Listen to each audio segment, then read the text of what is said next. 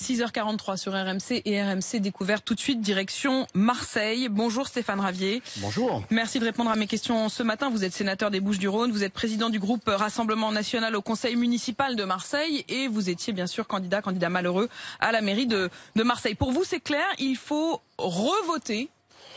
Oui, il faut revoter parce qu'il s'agit là d'une escroquerie politique.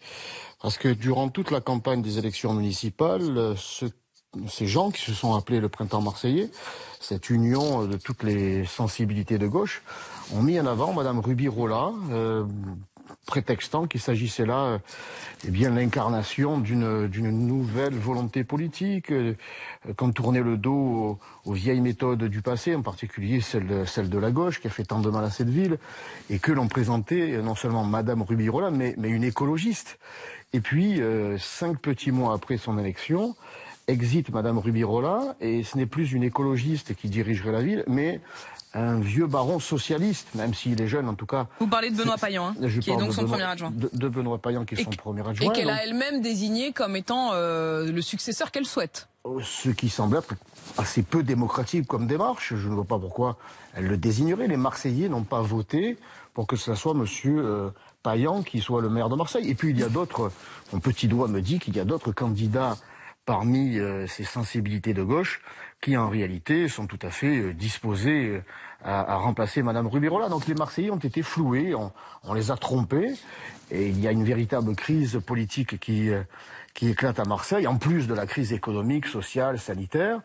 Je crois que pour en sortir, il faut que les Marseillais retournent aux urnes. Au moins la situation sera claire et elle sera acceptée par les Marseillais. Bon, cela dit, vous, les urnes, ça vous n'avez pas tout à fait réussi, puisque vous êtes arrivé 3e avec le RN, derrière Michel Rubirola et Martine Vassal. Vous avez même perdu la mairie de votre secteur. Est-ce que vous vous dites que les circonstances actuelles vous seraient plus favorables?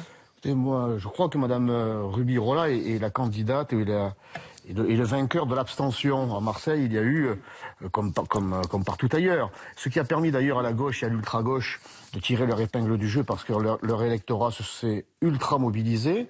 Le mien en particulier s'est fortement démobilisé en raison du Covid.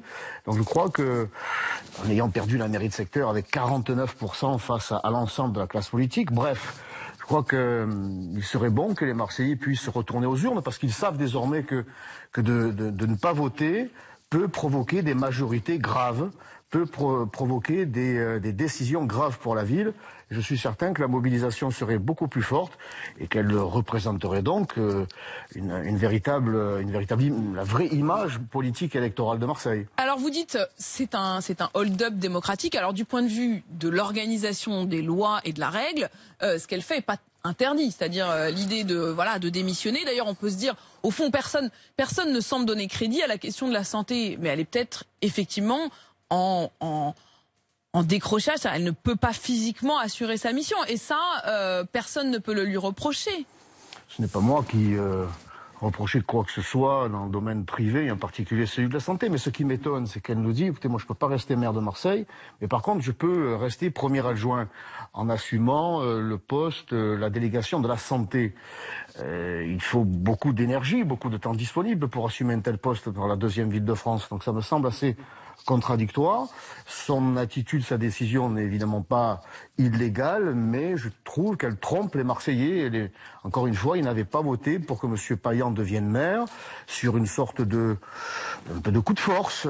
On impose M. Payan. Stéphane Ravier, encore un mot avec vous. Vous vouliez répondre à ce que dit Thierry. En même temps, ceux qui ont voté pour la liste, ils ont voté pour une liste, en effet. Moi, je suis Marseillais, je n'habite pas Tourcoing, mais ils ont voté pour une liste peut-être, mais cette liste avait avancé comme argument une volonté de changement d'orientation politique. Il y a eu sur la France, qu'on le regrette ou pas, un vent en faveur des écologistes. On a présenté à Marseille une candidate écologiste et on se retrouve avec les vieux barons, les vieux schémas, les vieux réflexes socialistes. Je trouve qu'il y a tromperie sur la marchandise. Il y a tromperie pour vous, on l'a bien compris. Merci beaucoup Stéphane Ravier d'avoir répondu à mes questions. Vous êtes le président du groupe RN au Conseil municipal de Marseille.